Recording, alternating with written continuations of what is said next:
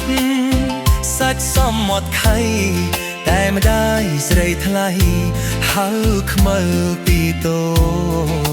ចឆ្លាមថ្មីខ្មៅពេញក្រមុំល្អសែនសមគ្មានស្រីណាកូចខ្មៅជាស្រីខ្មែ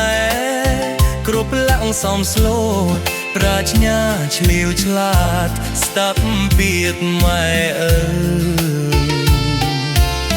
ថ្ងៃនេះបញ្ចូលឆ្នាំថ្មីបងឃើញខ្មៅស្រីអូនរៀនចំផ្ទះបរៀនទេវតាដាក់ផ្កាថ្វាយព្រះដាំស្លរូតរះជូនម្ដាយទៅវត្តបងឃើញខ្មៅពូនភ្នំខ្សាច់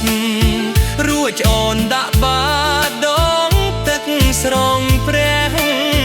ជួនងារឃើញបងញញឹមសែនស្រអូនខ្មៅតែឈ្មោះសាច់សដូចសំឡី